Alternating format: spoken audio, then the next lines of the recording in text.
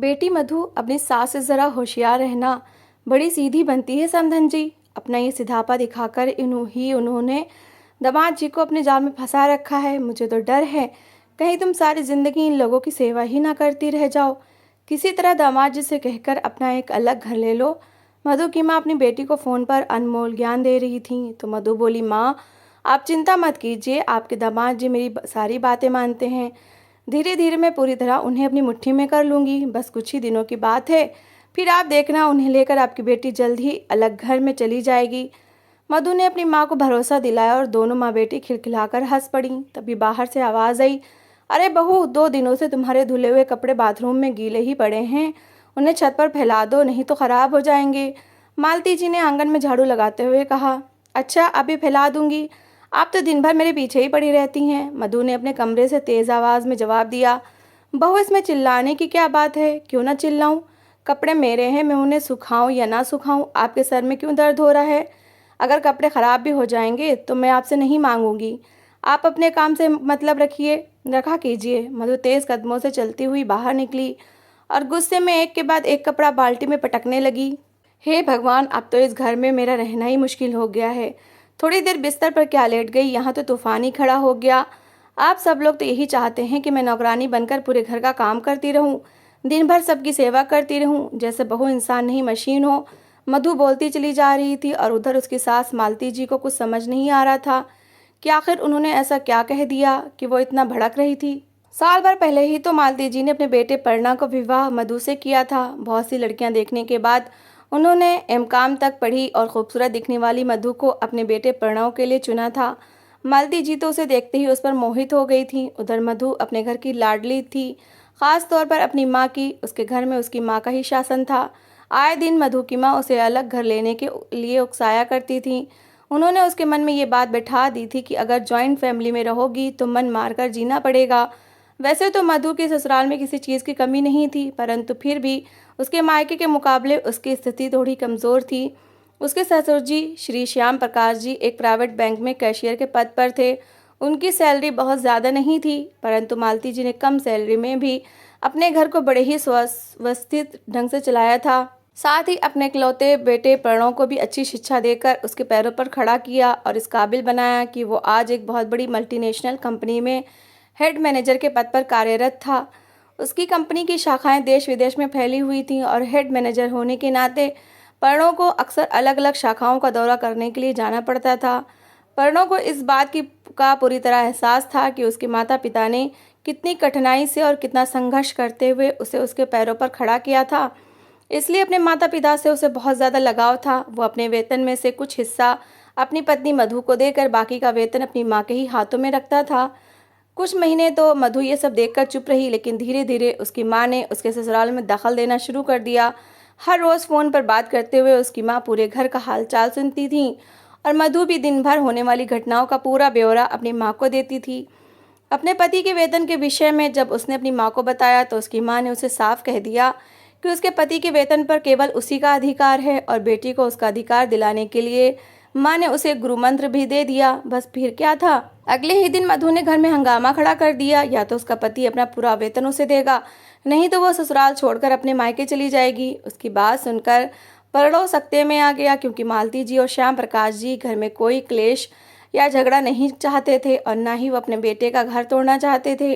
इसलिए उन्होंने उसकी बात को चुपचाप स्वीकार कर लिया। लेकिन उसके बाद से मधु की हिम्मत बढ़ती चली गई। एक बार जो उसका मुंह खुला तो उसने अपनी सास की हर बात का उल्टा जवाब देना शुरू कर दिया। अब तो आए दिन घर में झगड़े होने लगे और शांति का नामो निशान तक न रहा। घर के झगड़ों से परेशान होकर मालती जी शाम को कुछ देर के लिए अपनी सहेलियों के साथ मंदिर चली जाया करती थीं और श्याम प्रकाश जी, जो घर में हमेशा से शांति चाहते थे, अपनी पत्नी को समझाया करते थे कि बहू के मुंह लगना उचित नहीं है और वह स्वयं भी इसी कारण से ऑफिस से लेट आने लगे। इधर प्रणव तो दोनों तरफ से फंस चुका था। एक और जन्म देने वाली माँ जिसने अपने त्याग और बलिदान से उसे एक लायक इंसान बनाया था, उस माँ को वो कोई कठोर बात बोल भी कैसे सकता था। और दूसरी ओर अपनी पत्नी मधु के सामने बोलने की उसकी हिम्मत नहीं होती थी। यदि कभी समझाने की कोशिश भी करता तो मधु या तो तपाक से उल्टा जवाब दे देती या फिर घड़ियाली आंसू बहाने लगती। अब तो मधु आए दिन कोई ना कोई हंगामा खड़ा कर देती और दिन रात एक ही रट लगाए रखती, वो इस घर में नहीं रहेगी, उसे या तो उसके मायके पहुंचा दिया जाए या फिर वो दोनों दूसरा मकान किराए पर लेकर रहें। आज शाम को जब पर्रो ऑफिस से घर आया तो सीधे अपने कमरे में गया। कमरे में मधु पर्रो के कान भरने के लिए पूरी तैयारी के साथ बैठी हुई थी। उसके बाल बिखरे हुए थे और अस्त व्यस्त कपड़ों में गुस्से से बैठी हुई थी। ये क्या हालत बना रखी है तुमने अपनी, इस तरह क्यों बैठी हो? आज माँ से फिर झगड़ा हुआ है क्या? और नहीं तो क्या, तुम्हारी माँ ढंग से बात ही नहीं करती है मुझसे। मधु शेरनी की तरह गुर्राने लगी और दोपहर में घटी सारी घटना उसने नमक मिर्च लगाकर अपने पति के समक्ष प्रस्तुत कर दी और फिर शराफत की मूर्ति बनकर आंखों से आंसू बहाने लगी। परिणा उसकी बातों में आ गया और फौरन अपना निर्णय सुना दिया कि कल ही लोग इस घर को छोड़ देंगे। ये बात सुनते ही मधु की उदासी और आंखों से आंसू ऐसे गायब हो गए जैसे गधे के सिर से सींग। अगले दिन सुबह जल्दी उठकर पर्रो घर से निकल गया और मधु अपनी माँ को फ़ोन लगाकर अपनी जीत की खुशी का साझा करने लगी। दोपहर को पर्रो घर आ गया और आते ही माँ से बोला, माँ मैंने किराए का घर देख लिया है, मैं और मधु अब उसी मकान में रहेंगे। मालती जी को इस बात का अंदेशा पहले से ही था, इसलिए उन्होंने ज़्यादा कुछ हैरानी नहीं हुई।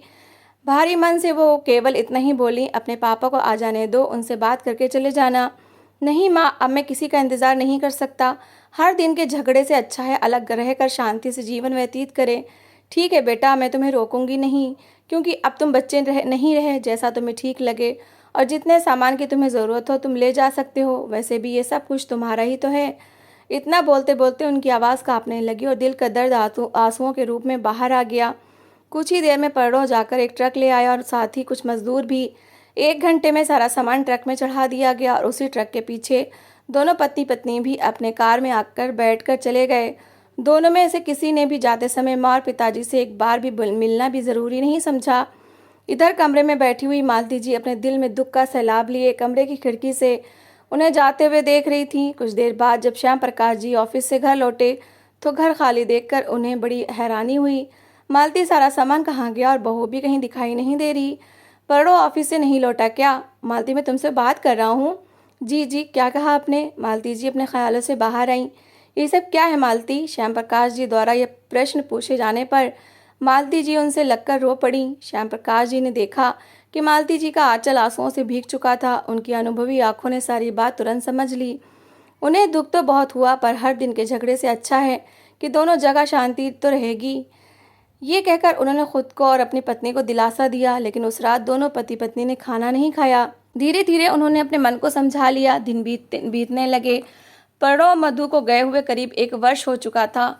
ठीक दिवाली के 10 दिन के बाद ही दोनों ने घर छोड़ा था। दीपावली का त्यौहार आया तो हर घर में धूमधाम से दिवाली मनाई जा रही थी, दीप जलाए जा रहे थे। लेकिन मालती जी और श्याम प्रकाश जी के दिल में कोई उत्साह या उमंग नहीं थी। वो दोनों उदास बैठे हुए केवल अतीत की यादों में खोए रहे। केवल रीति निभाने के लिए मालती जी ने शाम को एक दीपक जलाकर आंगन में रख दिया। दीपावली के अगले दिन जब मालती जी शाम को मंदिर जाने के लिए निकलने लगी तो उनके पास एक अनजान औरत का फ़ोन आया। पहले तो उस अनजान औरत ने मालती जी को नमस्कार किया, फिर बताया कि वो जल्द ही दादी बनने वाली हैं। मालती जी ये सुनकर हैरान थी और उस औरत से पूछने लगी कि वो कौन है और उन्हें कैसे जानती है। उसने बताया कि मधु और पर्रो उसके मकान में ही रहते हैं। आज मधु की तबीयत अचानक ख़राब हो गई तो वो उसे अपनी कार में बिठाकर अस्पताल ले आए हैं, क्योंकि पर्रो कंपनी के काम से 1 हफ्ते के लिए देश से बाहर है और मधु की डिलीवरी होने वाली है। इसलिए पर्रो से हमने ही आपका फ़ोन नंबर लिया है। मालती जी ने उनसे पूछा कि वो किस अस्पताल में गए हैं तो उन्होंने अस्पताल का पता उन्होंने उनके नंबर पर भेज दिया। मालती जी जल्दी से अस्पताल जाने के लिए तैयारी करने लगी। एक थैले में उन्होंने आवश्यक सामान रखा, अलमारी में जो पैसे थे वो लिए और घर को ताला लगाकर ऑटो से हॉस्पिटल चली गई। वहां जाकर देखा तब उन्होंने मधु की तबीयत के बारे में स्टाफ से बात की तो पता चला कि बच्चा प्री मेच्योर है, इसलिए ऑपरेशन करना होगा। जब मालती जी नर्स से बात कर रही थी तब मधु के मकान मालिक भी वहीं खड़े थे। वो समझ गए कि ये स्त्री मधु की सासू माँ है। उन्होंने हाथ जोड़कर मालती जी को अभिवादन किया। मालती जी ने उन्हें धन्यवाद दिया कि ऐसे समय में उन्होंने उनकी बहू की मदद की। तभी ऑपरेशन थिएटर से एक नर्स ने आकर आवाज़ लगाई, मधु के साथ कौन है? डॉक्टर फॉर्म पर साइन करवाने और ऑपरेशन की फीस जमा कराने के लिए बुला रहे हैं। मालती जी उस नर्स के साथ डॉक्टर के कक्ष में चली गई। उन्हें एक अपना परिचय दिया और बताया कि वो ऑपरेशन की फीस जमा कराने आई हैं। पहले तो डॉक्टर ने उनसे एक फॉर्म पर हस्ताक्षर करवाए, फिर ऑपरेशन के लिए 40,000 रुपये जमा कराने को कहा। लेकिन मालती जी के पास अभी इतने पैसे नहीं थे। वो बोली, डॉक्टर साहिबा अभी तो आप 20,000 जमा कर लीजिए, बाकी के पैसे मैं अपने पति से फ़ोन करके मंगवा लेती हूँ, तब तक आप ऑपरेशन शुरू करें। माँ और बच्चा बिल्कुल स्वस्थ होने चाहिए, चिंता करने की बिल्कुल आवश्यकता नहीं है, सब ठीक होगा। आप ये पैसा रिसेप्शन पर जमा करवा दें और वहीं से रसीद ले लीजिए। डॉक्टर से मिलकर मालती जी ने पैसा जमा करवा दिया और वहीं से श्याम प्रकाश जी को फ़ोन किया और सारी बात बता दी। मालती जी ने मधु की माँ को भी फ़ोन लगाकर उन्हें सारी जानकारी दे दी। कुछ ही समय में श्याम प्रकाश जी बाकी के रुपए लेकर पहुंच गए और ऑपरेशन थिएटर के बाहर एक बेंच पर मालती जी के साथ बैठकर इंतजार करने लगे। थोड़ी देर बाद एक नर्स मालती जी के पास आकर पूछने लगी, मधु के साथ कौन आया है? मालती जी ने कहा, मैं हूँ मधु के साथ। बधाई हो, बेटी हुई है, नर्स ने कहा और बताया कि बच्ची और उसकी माँ दोनों स्वस्थ हैं। उसी समय एक दूसरी नर्स बच्ची को बाहर लाई और मालती जी को दिखाया। दादा दादी ने बड़े प्यार से अपनी पोती को देखा और गोद में लिया, फिर उसका माथा चूमा।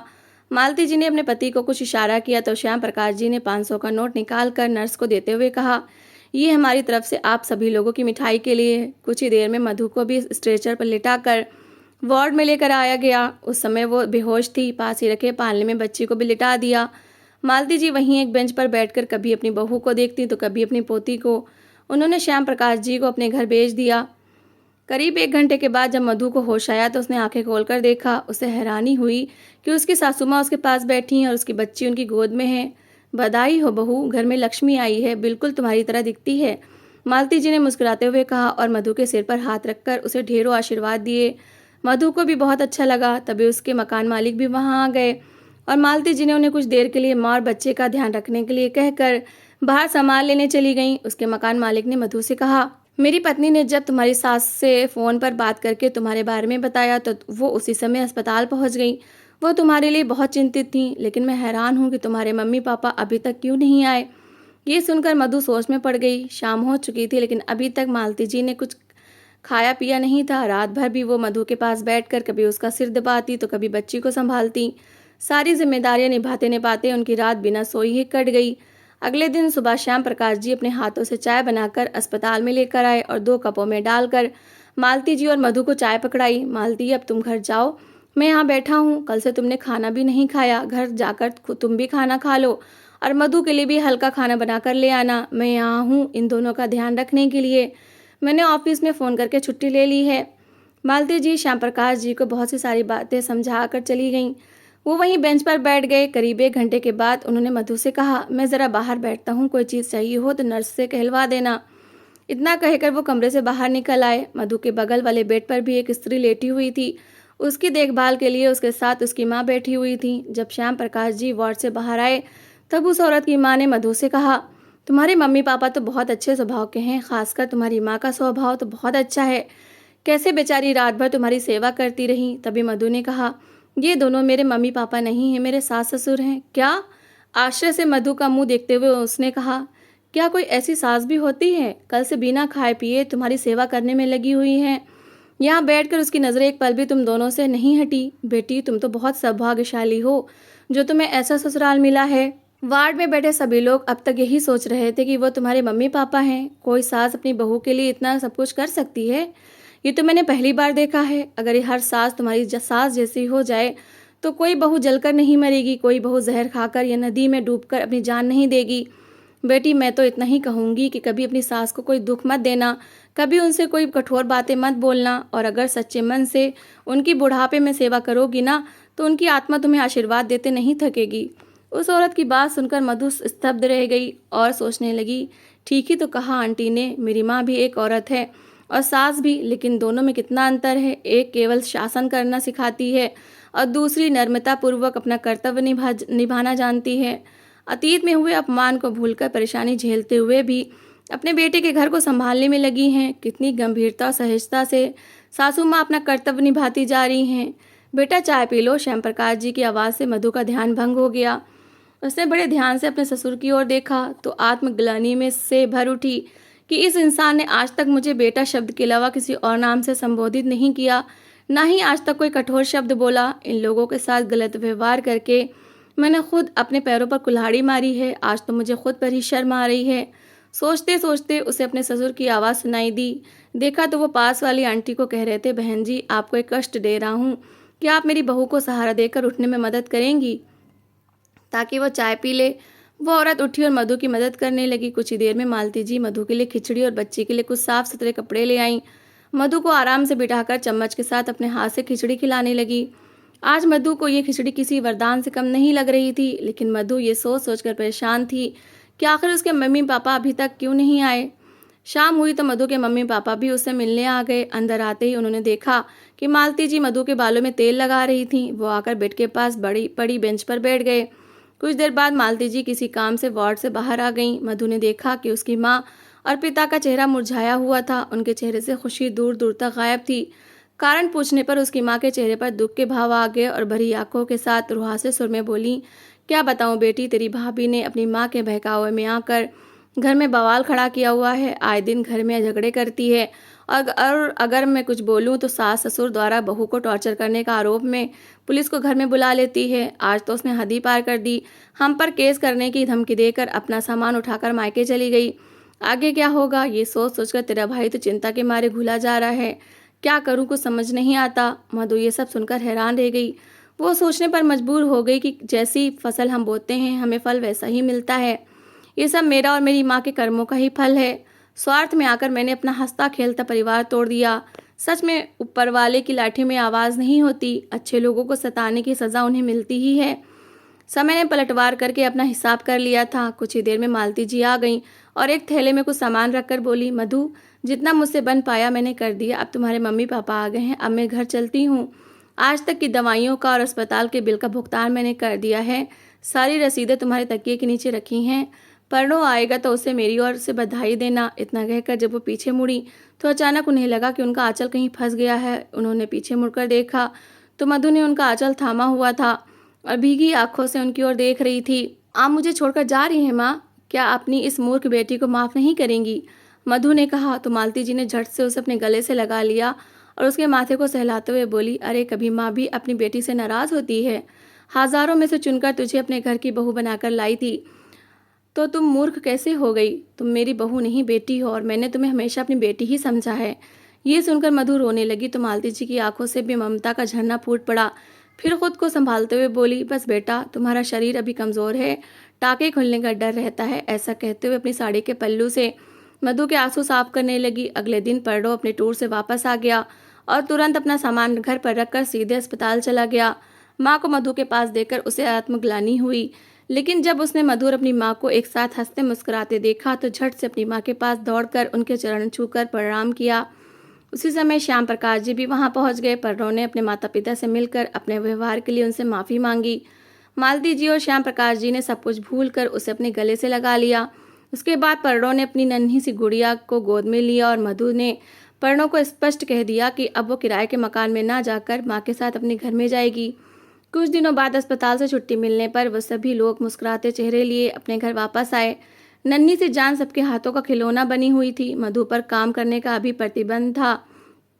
तो शाम के समय मालती जी ने मधु के पास जाकर कहा, बेटा मैं ज़रा बाजार जा रही हूँ, बाहर से ताला लगा देती हूँ ताकि तुम्हें बार बार उठना ना पड़े। और वो चली गई। जब मधु सोकर उठी तो देखा कमरे की लाइट जल रही थी। वो धीरे से कमरे के बाहर निकली तो देखा आंगन में रंगोली बनी हुई थी और वहाँ बहुत से दीपक रखे हुए थे जिन्हें माँ बैठकर जला रही थी। माँ दिवाली तो कब की बीत गई, फिर अब ये सब क्यों? मधु ने पूछा तो मालती ने मुस्कुराते हुए बोली, मेरे बच्चे घर में 1 वर्ष के बाद आए हैं तो दिवाली भी तो अभी मनाऊंगी ना। 1 वर्ष पहले मेरे घर की लक्ष्मी दिवाली के बाद गई थी और दिवाली के बाद अपने साथ मेरी पोती को भी लेकर आई है। इसी खुशी में मैंने आज दिवाली मनाई है। जाओ तुम भी अच्छी सी साड़ी पहन लो और गुड़िया को भी सुंदर से कपड़े पहना दो, फिर हम सब मिलकर दीपक जलाएंगे। मधु का हृदय गदगद हो गया और घर के दरवाजे पर खड़ा परनो ये दृश्य देखकर निहाल हो गया था। तैयार होकर दोनों ने परात में दीपक जलाए और झुककर अपने माँ पिताजी के पैर छूकर आशीर्वाद लिया। आंगन में रखी परात में जो दीपक जल रहे थे आज उनकी लो मालती जी को बहुत सुंदर लग रही थी। वो बिना पलक झपकाए उन जलते दियों को देखती जा रही थी। वो जलते हुए दीपक उन्हें यूँ लग रहे थे मानो उन दियों की रोशनी से उनका जीवन ही जगमगा गया हो। किसी ने क्या खूब कहा है, सब कुछ मिल जाता है दुनिया में, मगर याद रखना कि बस माँ बाप नहीं मिलते। मुरझा कर जो गिर गए एक बार डाली से, ये ऐसे फूल हैं जो फिर नहीं खिलते। तो दोस्तों, इस कहानी को लेकर आपकी क्या राय है, कमेंट बॉक्स में ज़रूर बताएं। और अगर आपको हमारी आज की कहानी अच्छी लगी हो तो प्लीज़ इसे लाइक ज़रूर करें। अगर आपने अभी तक हमारे चैनल को सब्सक्राइब नहीं किया तो ज़रूर कर लीजिए। तो मिलते हैं ऐसी एक और मोटिवेशनल कहानी के साथ। Thanks for watching.